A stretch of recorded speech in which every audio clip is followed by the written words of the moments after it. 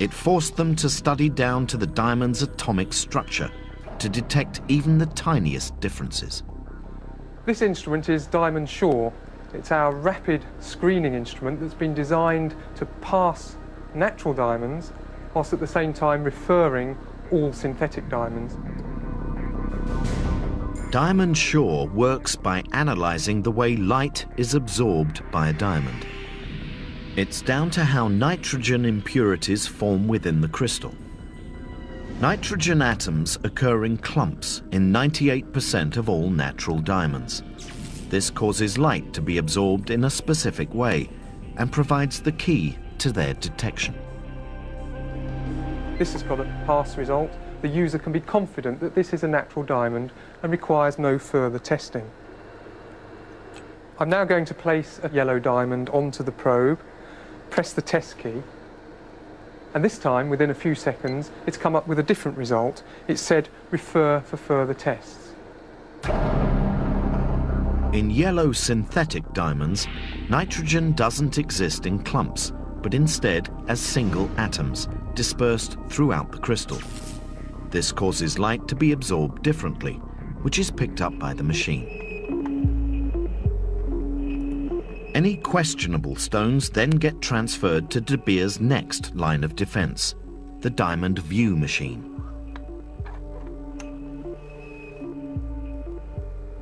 Diamond View shines ultraviolet light onto the diamond and generates a surface fluorescence image from which synthetics may be unambiguously identified.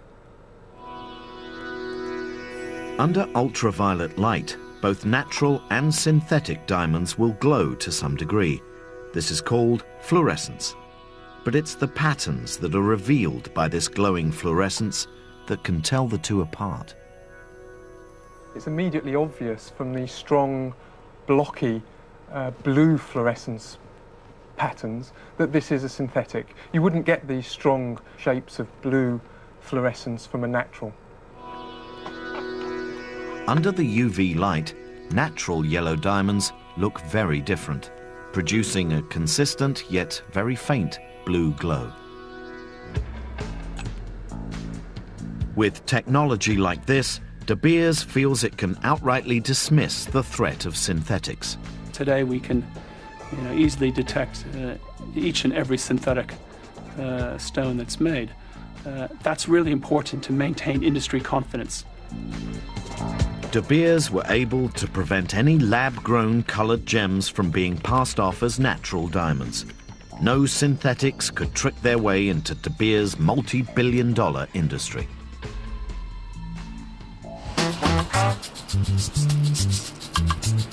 But none of this phases General Clark. He's starting to make serious headway into creating his own industry for synthetic diamonds. The key to Clark's business plan is that he doesn't intend to compete against De Beers. We do not want our diamonds to be passed off as natural diamonds. That wouldn't do us any good, would not do the industry any good, and certainly would not do the consumer any good. So we're very strong in our concern about that, and we're taking every measure that we can to prevent that.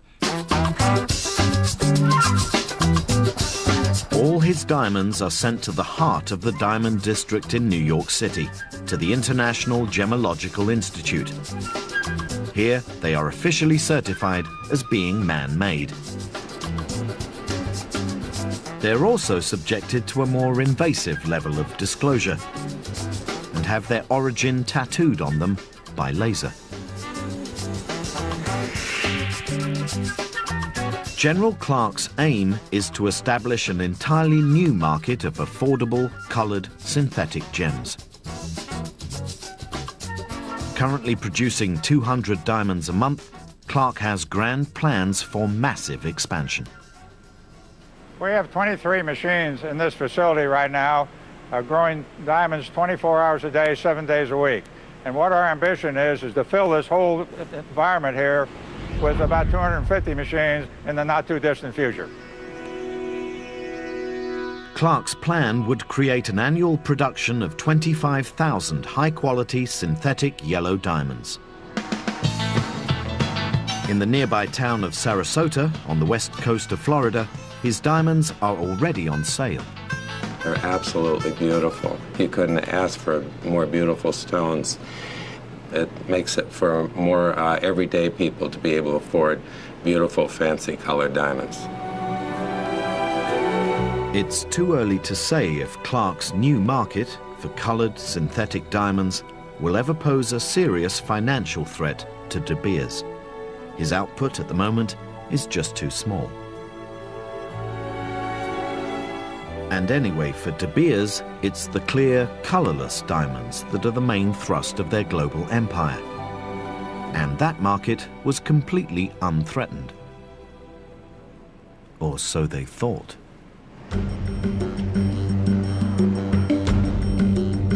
Shrouded in utmost secrecy, a company called Apollo Diamond has been operating somewhere outside Boston, Massachusetts, for the last 2 years.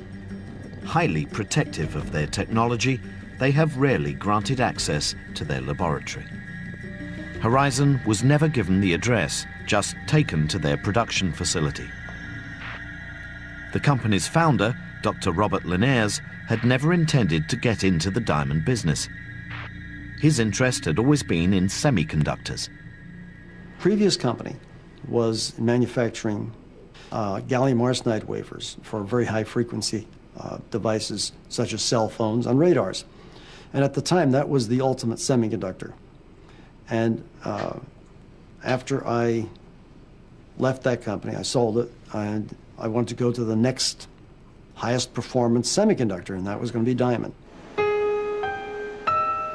Diamond has some unique properties that make it a material with all sorts of possibilities for the high-tech industries. It's the hardest material known to man. It has the highest velocity of sound, it has the highest thermal conductivity, and it has semiconductor properties which exceed that of silicon and other materials.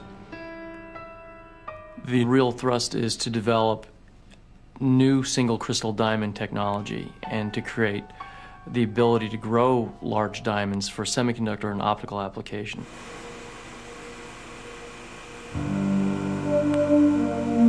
But it was while striving to meet these goals that they stumbled upon something utterly unforeseen and ultimately much more glamorous.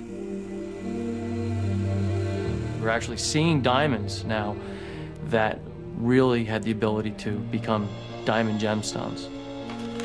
In their mission to make semiconductors, they had discovered how to make clear, colorless diamond. It was a eureka moment for this company where we recognized that we could really do something tremendous in this $60 billion marketplace.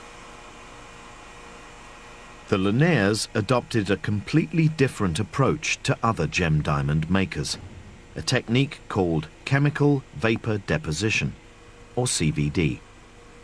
Unlike previous methods of growing diamonds, it didn't need high pressure or graphite, and was based on using two very common gases. CVD diamond is done at very low pressures, less than 1 atmosphere. And you introduce two gases. You introduce hydrogen and methane. But before the process could begin, what they needed was a seed for each new diamond to grow on. These seeds were made of thin slivers of low-grade diamond. In preparation for growth, they were sliced and shaped using a high-power laser. When we have the prepared seeds, we then load them into the machine. And what our process is capable of doing is growing on multiple seeds at a time. We can load 25, 50 seeds at a time, and really how many seeds we put in depends on the size of the individual seeds. When the growth chamber was closed, the pressure was lowered and the seeds heated to around 800 Celsius. Hydrogen and methane were pumped into the chamber. Then, using high-power microwaves, the mixture was ignited, forming a gas plasma. Within this chemical soup, highly reactive hydrogen atoms collided with the methane molecules, releasing carbon atoms. These atoms were then attracted down to bond with the carbon atoms of the diamond seeds. And so the new diamonds grew, atom by atom. But initially, there was a hitch. Others had tried CVD, but could only produce very thin wafers of diamond, nothing like the thickness needed to create a gemstone. It was commonly thought by scientists around the world that you could never make diamond by the CVD process that was greater than 15 microns thick. That's far less than the thickness of a hair. We discovered how to cross that barrier. And we discovered it for a couple of reasons, one of which was we had to, because we were basing our future business on making single crystal that was thick. And once we figured out how to do it, we very quickly went to a 0.5 millimeter thick, 1 millimeter thick, 3 millimeters thick, 5 millimeters thick. To this day, Robert Linares has not revealed the secrets of his technique. But within his machine, he could now effectively watch 3 million years of diamond growth happening before his eyes.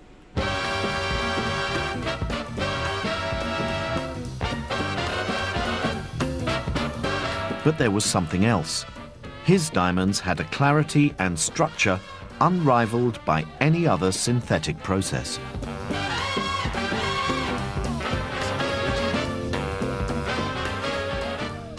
The gem diamonds that we make here at Apollo are very perfect, and they have the capability of being the most perfect diamonds that we've seen on the planet. The Naval Research Department here in the United States has called them the most perfect diamonds that they've ever seen, both man-made or natural. Finally, scientists were not just able to match nature, but make something even more perfect and available at a fraction of the cost. It was the first serious threat to the traditional market in clear diamonds.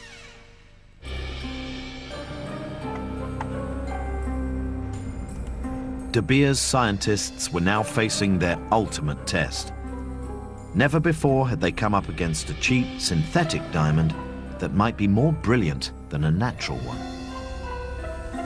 If they couldn't detect these new colorless stones, then consumer confidence in their natural diamonds could take a hammering. Using their Diamond Sure device, the clear CVD diamond was recognized as an unusual stone, but it still required further tests. Okay, this is a colourless stone that has been referred by the Diamond Sure instrument. At this stage, we don't know whether it's synthetic or one of the rare types of natural diamond, so I'm going to place it into the stone holder and slide it into the sample chamber of Diamond View. Focus the visible image onto the table of the stone. And now I'm going to shine the ultraviolet lights onto the stone. This stone exhibits extremely intense orange fluorescence, which is a characteristic of CVD diamond. Natural diamonds would typically show a blue fluorescence. De Beers are confident in the ability of their equipment to detect these new colorless diamonds and have sent their detection kit to gem labs around the world. But the question is, will that be enough to protect them in the long run? Typically, only diamonds above a certain size and quality are actually sent to labs for testing.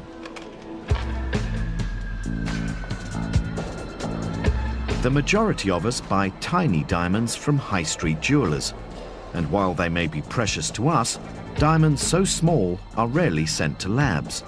The cost of testing them can be greater than their actual market value. As a result, the authenticity of small stones, once in the marketplace, may never be questioned.